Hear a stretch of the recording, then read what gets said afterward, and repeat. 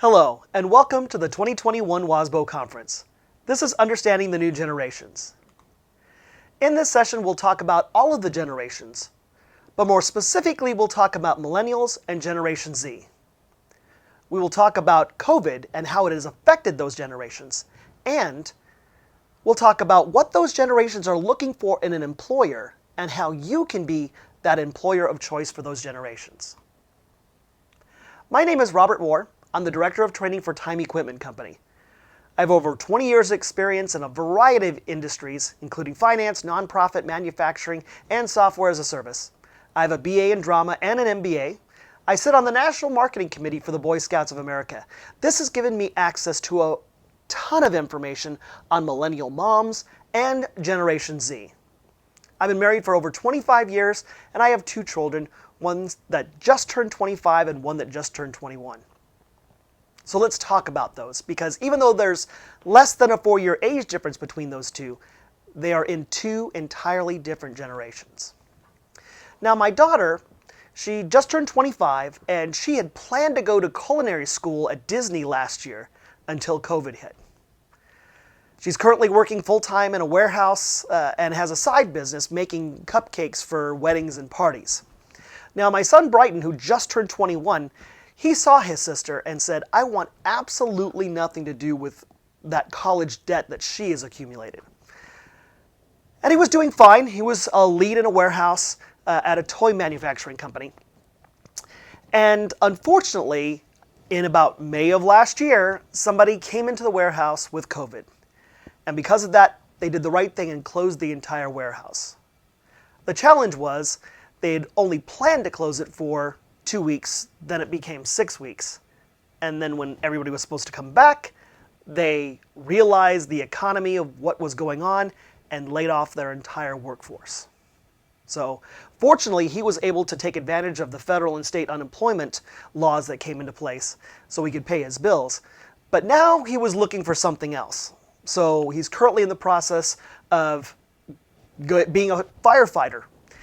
Now, why did he choose firefighting? Well, that is a message we'll talk about in just a moment. It really has to do with security. So you'll see on the screen, I don't have pictures of my kids, but I have pictures of New York City. And why is that?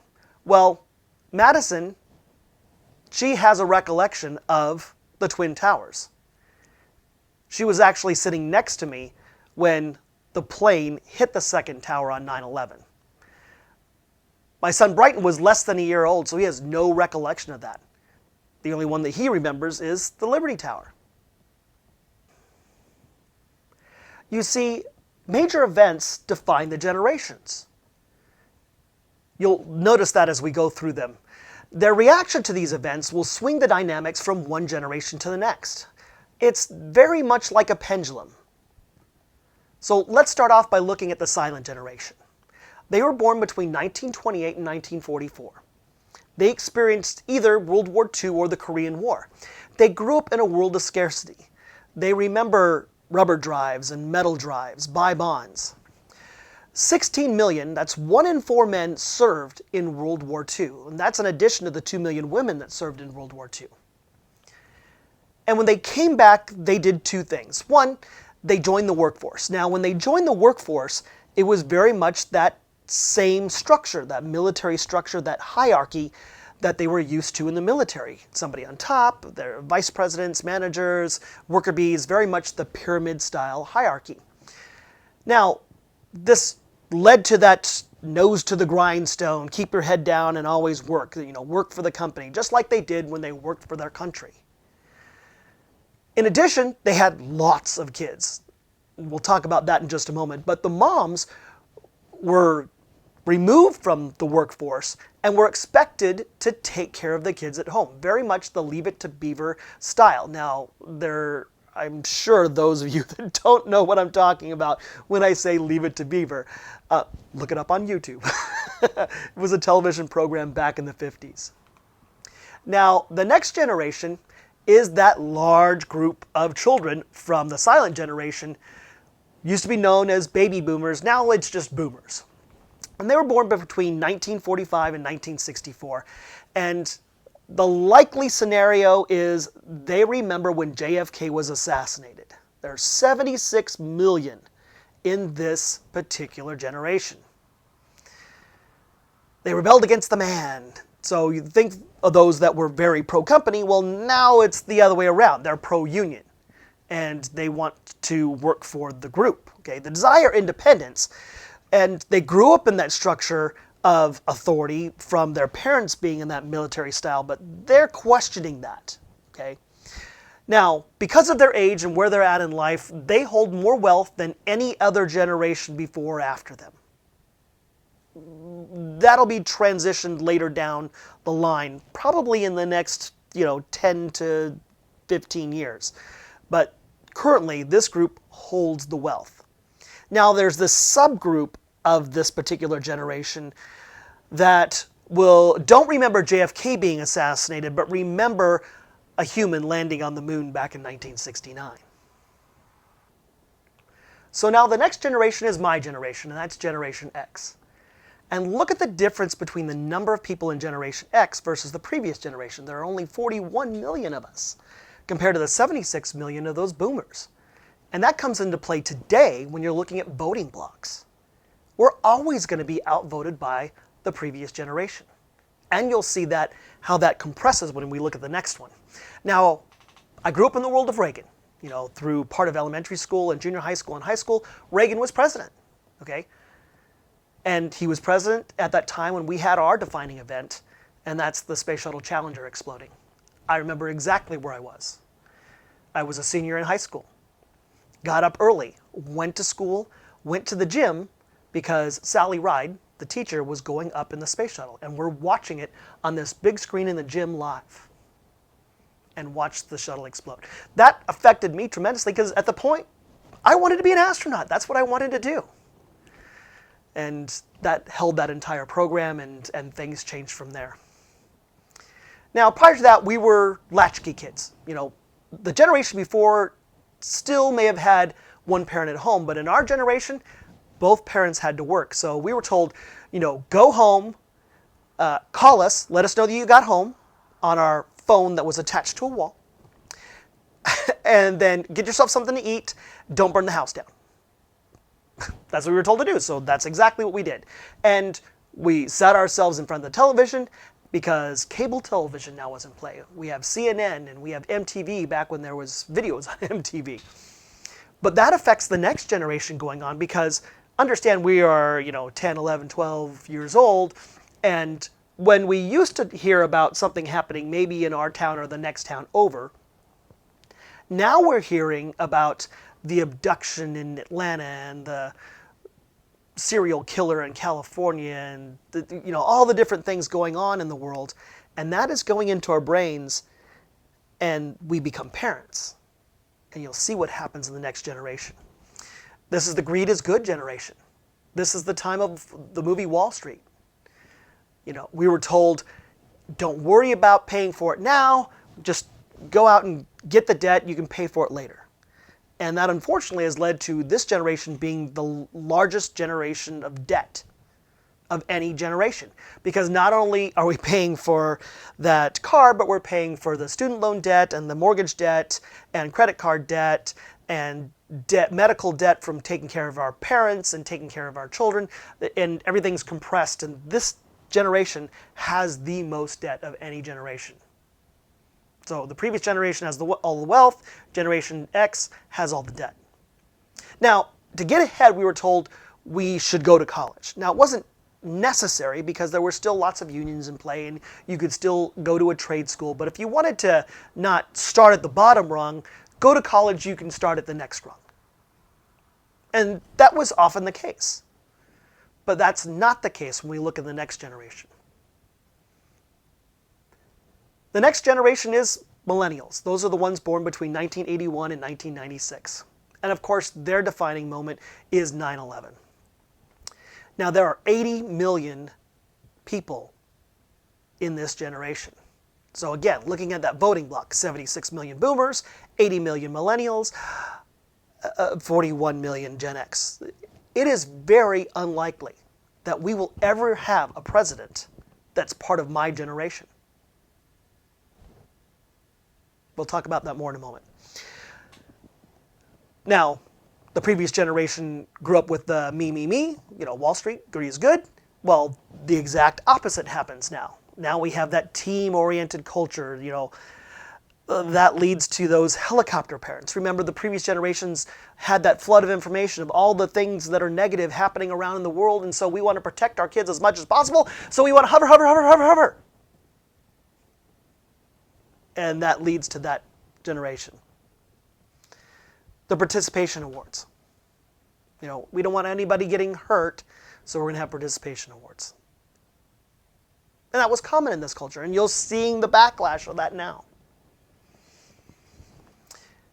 Unlike the previous generation, my generation, to get a notch above, you go to college. It's now a prerequisite. Just to get into the bottom ring, you need a college education.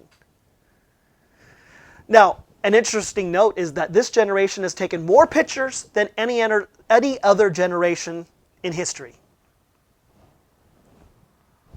That's just interesting. Pictures, mind you. The selfie. That changes when we get into the next generation, or Generation Z.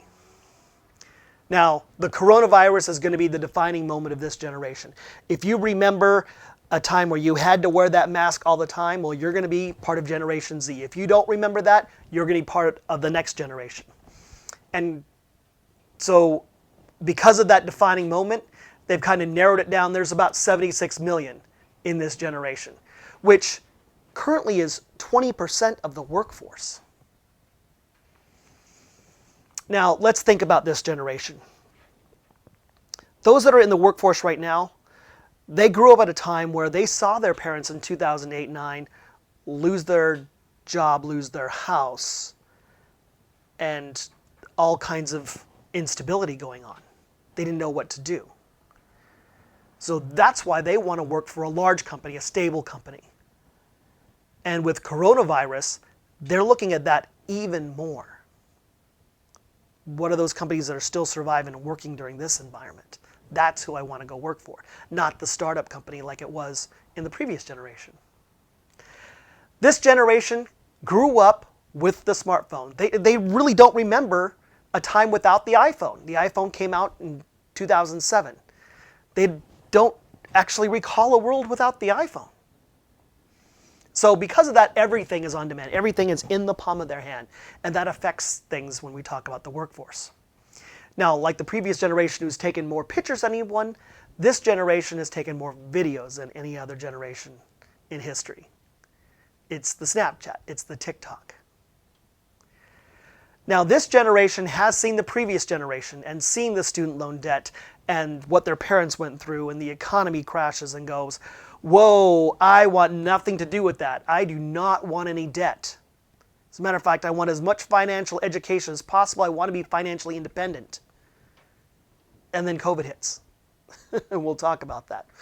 Now, the biggest challenge of having all that access to information right here in the palm of your hand is you're growing up without a safety zone of information. So previous generations, when I grew up, we got our news basically from one of three channels during the evening news. That's where you got your majority of your news source. And then the internet comes, and sometimes it's filtered, but now anybody could put anything they want on the internet, which is fine until you're trying to figure out, is this real? Is this true or not? There's that counterculture out there. So the final generation we're going to look at is what is currently being called the alpha generation. So these are going to be the ones that are going to grow up and not remember a time when they had to wear a mask all the time. There are 22 million millennial parents out there that are having about 9,000 babies every day. So that currently is going to equate to about 70 million if trends continue. It's hard to say, but that's just the trends going on now. As you can tell, this generation is totally immersed in technology because they've had to be. They're now going to school on their laptop or on their iPad. They have to. So they're going to be taught in a different way than any generation prior. 20% of them live in a one-parent home. often by choice, not because of something that's going on with a marriage or divorce or something like that, but by choice. Now, this generation is now going to be the most conflicted and likely the one with the most anxiety going forward, because here's a scenario. They're at home watching their teacher give information to them. And then they have their parent behind them hear what the teacher says and saying, "That's not true, that's not how you do it." Who is that student supposed to believe? The teacher or the parent, because they're both giving conflicting information at the same time. Think of the way that math is done, okay? Where we were told to memorize our timetables and do those type of things. And it's just the way in which it's delivered is different now. And so you're going to have that conflict. And it's likely going to present a true separation of ideas from this generation and the previous generation because of that conflict. Now, this generation is predicted to be the wealthiest generation because those boomers, they're going to pass their wealth as far down the generational ladder as possible. So as they start to pass on, they're going to give their wealth to Gen Z and this alpha generation, much more so than they will to Gen X or millennials.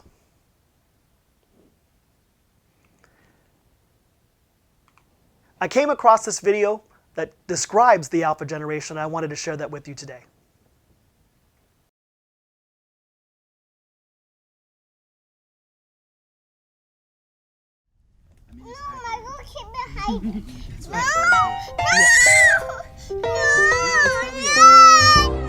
My name is Saul, and I'm like 7.5. I have like this math thing. It's called Zern. I do it on sometimes my phone and my PC. Most of the screen time I have is on my PC. I don't really like to watch movies, but I like to watch a lot of TV shows. I'm growing into like older ones, like ones about science. I watch 3 or 4 different shows on Netflix. I have been playing video games since I was 3. I do enjoy playing video games, but it's more of an addiction. I saw them on YouTube.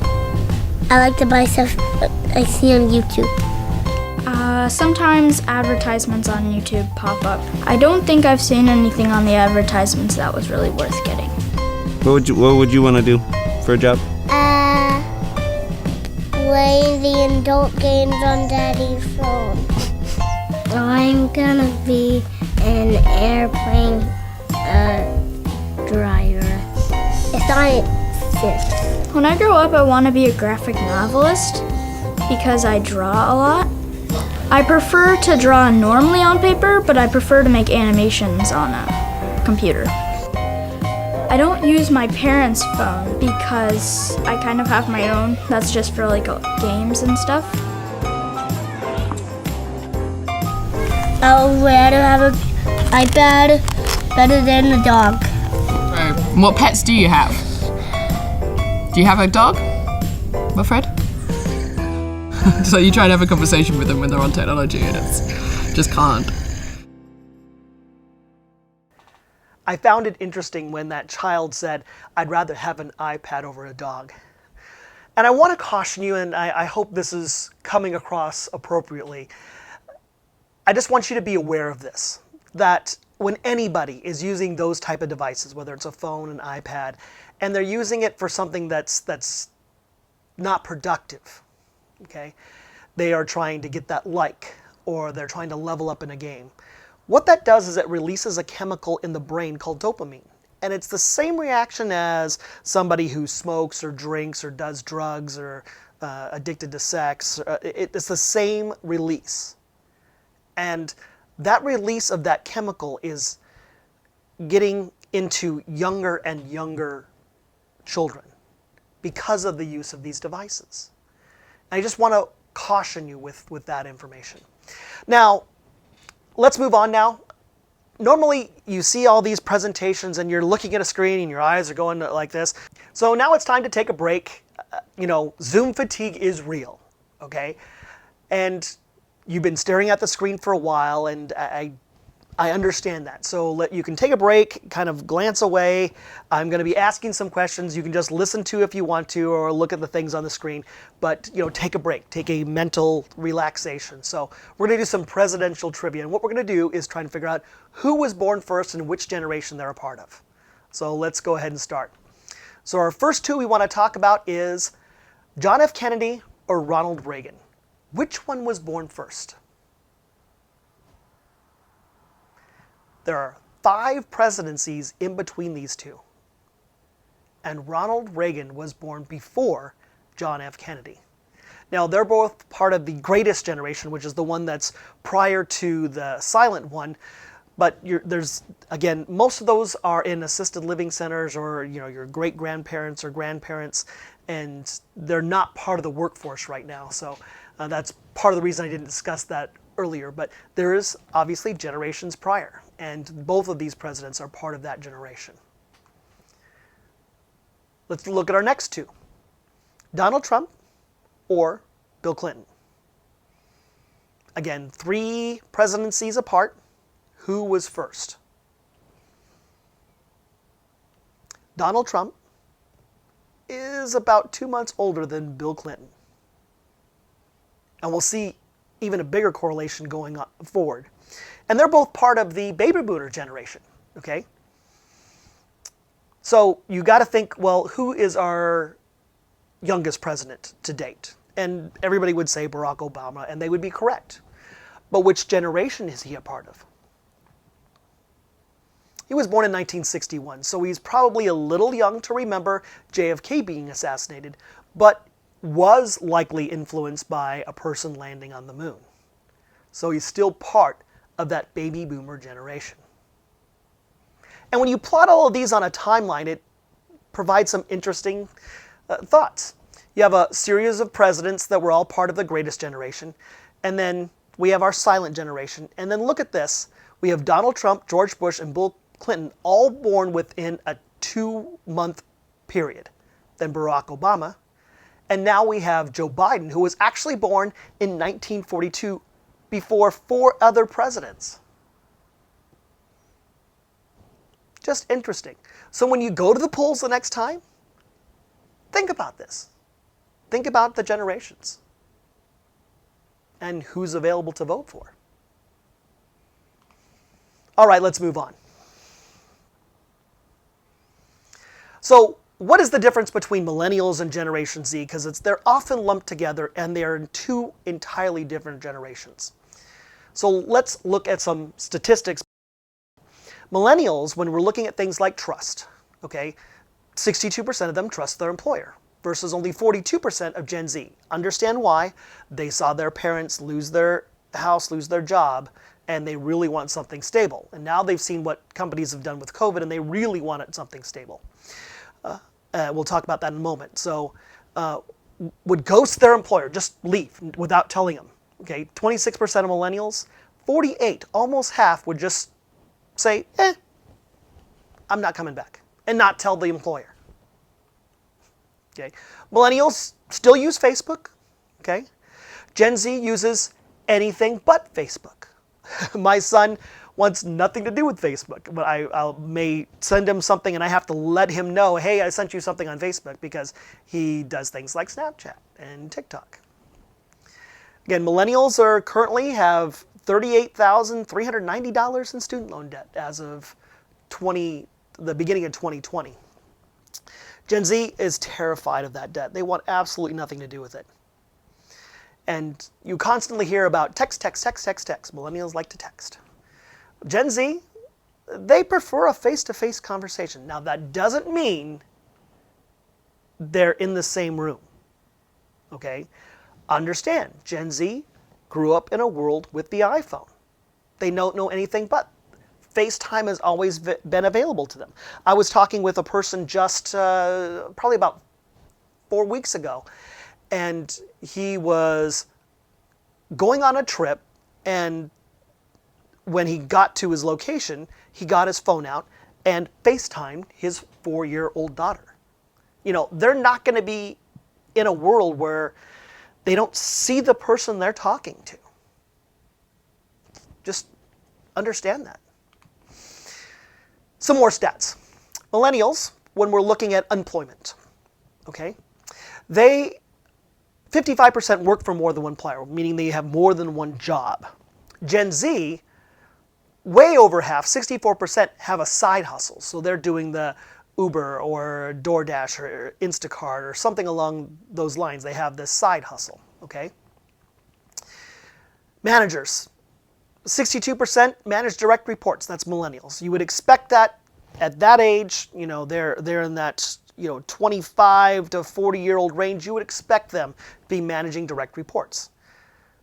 But currently, almost half of Gen Z are also managing direct reports. Think that got enough stress on them?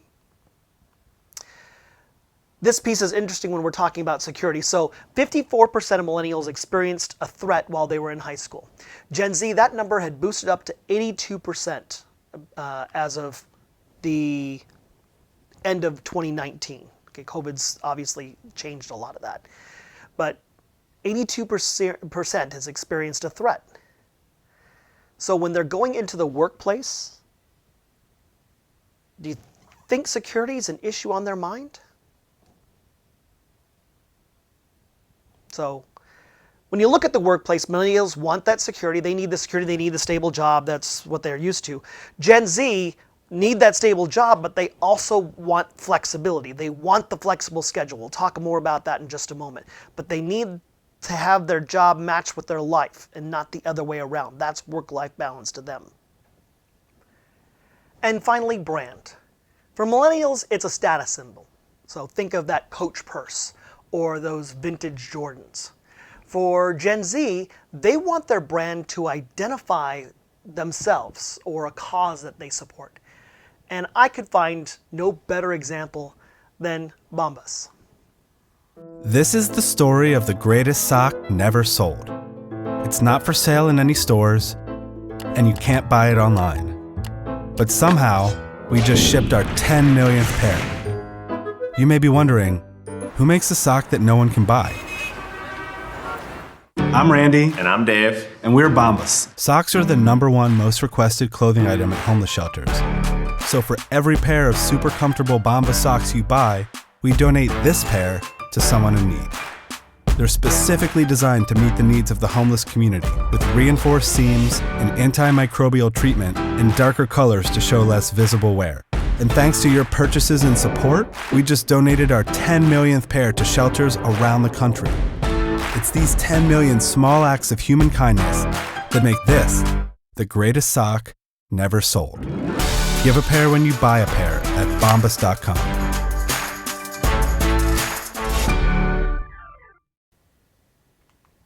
So truly a company that practices what they preach. Now, Gen Z is willing to spend on average of 28% more on a purchase when the brand supports something that is important to them, particularly a social cause. Top social causes right now, obviously, are social injustice and climate change. Bombas is using homelessness as one of those. Now, I also find it interesting when you think about your brand with your company, okay, that 61% of Gen Z agree that good online ratings and reviews would make them interested in applying to a company that they weren't interested in otherwise. So how is your company looked at online? And I understand you're competing against the next school district down the line, but how do they view yours versus the one that's close to them? Just interesting. So now let's look at how these generations were affected by COVID. And first and foremost, lost their job. 44% of Gen Z lost their job because of the pandemic. That's over twice the amount of either millennials or Gen X. As a matter of fact, 69% of Gen Z said they or someone in their household lost their job or took a pay cut because of the pandemic. confidence with organizations. Gen Z's watching. They're looking at those companies that stayed open too long or furloughed employees and didn't bring them back when they could have. They're watching to find those companies that did everything possible to keep their employees working. They're watching. They're looking at that as ethical business standards. And 65% of Gen Z consumers prefer to make purchases from companies they believe to have an ethical business standard. In the school districts, an example would be bus drivers. Most of those bus drivers, they're not transporting students. But many school districts found a way to keep some employed by transporting food to those students, especially if they're in the low-income range. That's something that they're looking at. Depression. Gen Z and millennials have suffered multiple life shocks in the last 12 years. When you're talking about anything from the Great Recession in 2008 to now, it's just a lot. Okay, because of this, it's resulted in anxiety and alcohol abuse, drug abuse, and even domestic violence. The CDC says the rate of depression and anxiety in Gen Z and millennials have tripled since the start of the pandemic. I just want you to be aware of that, because they're looking for companies that can help them through this. And finally, that life decision delay. Okay, Gen Z believes their financial independence has been completely derailed because of the pandemic. Okay, here's an example. My niece was fortunate, oh so fortunate. In November of 2019, she accepted a full ride scholarship for soccer. Okay, had she waited to the next signing deadline, it may not have been there in January because of the pandemic. Now, so 2019, she's going into 2020, she does now no longer has a season.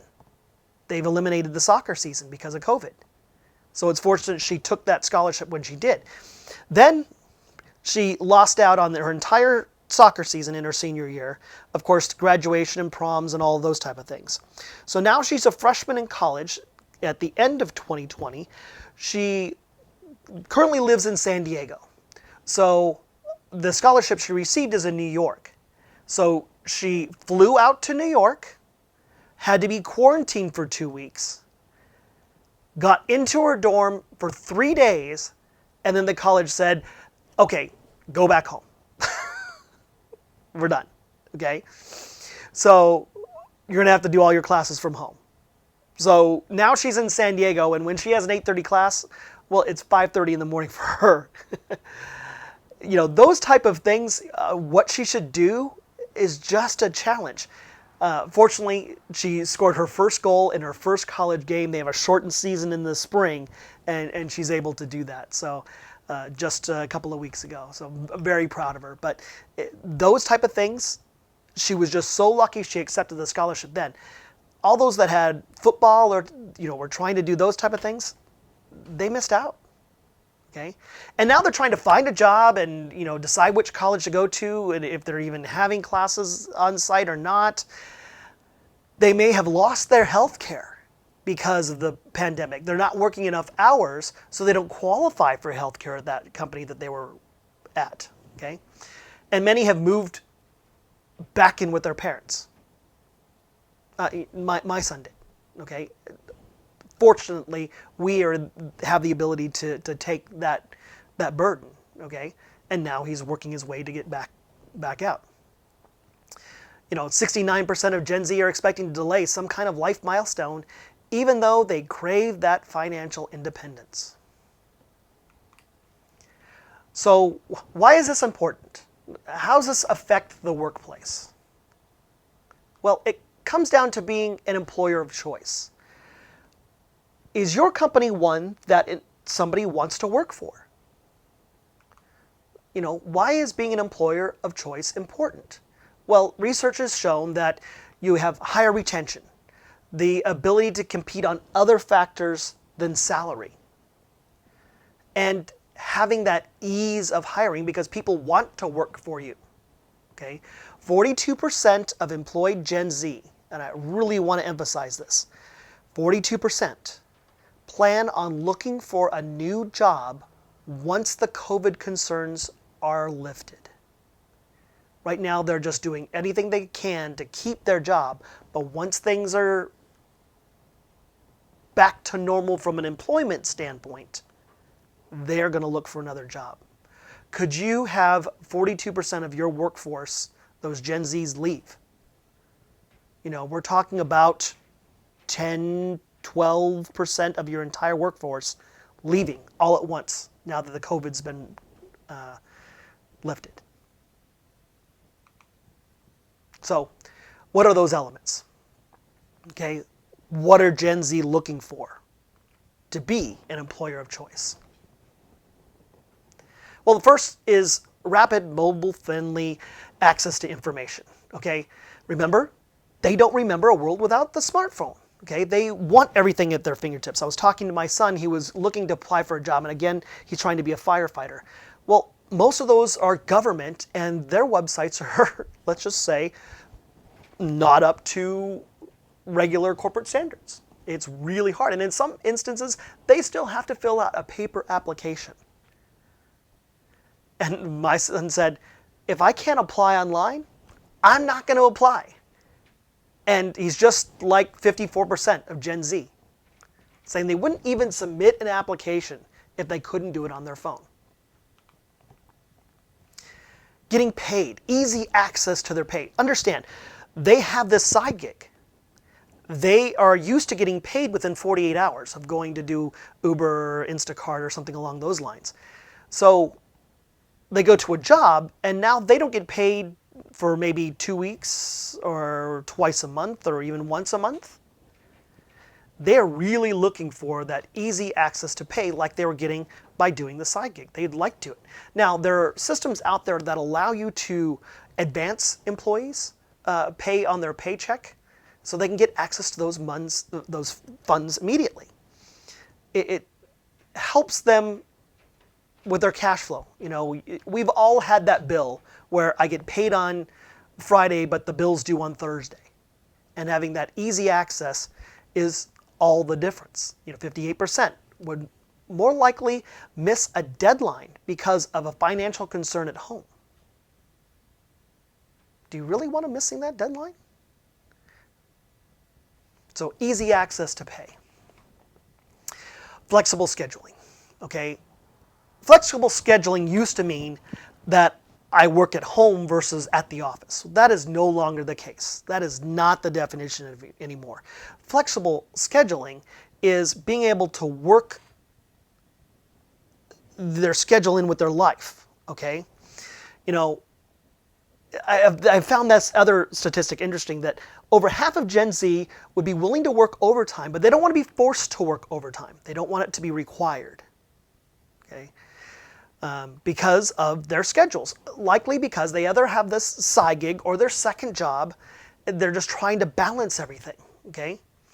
They want a way to be able to easily trade a shift with somebody else or pick up an open shift that somebody can post it and say, this is open, I'm sorry, I can't do this shift. Here, let me pick up your shift for you, okay? 42% are more interested in those flexible hours, being able to do things and work their work within their schedule than they are to have overtime pay. And finally, that workplace safety. We've already talked about what happened to them in high school and lockdowns. Well, this safety concern, that was something they could see. Now they've got something they can't see with COVID. And so they truly want that workplace safety. They would much rather use their own device or some kind of contactless device to clock in. They understand they have to clock in, but why force me to touch something that everybody else in a workshop has to touch? Okay? If they could, they'd like to know that it's safe to come into work prior to them arriving. And there are systems out there that allow them to do that. 49% of workers believe that open workspaces are just no longer conducive to their health and wellness. They'd rather not be a part of it. So to summarize that employer of choice, they want the rapid, mobile-friendly way to access their information, easy access to pay that they've already earned, okay? Flexible scheduling, and workplace safety. The ability to attract and retain Gen Z employees will depend on organizations using technology to become that employer of choice.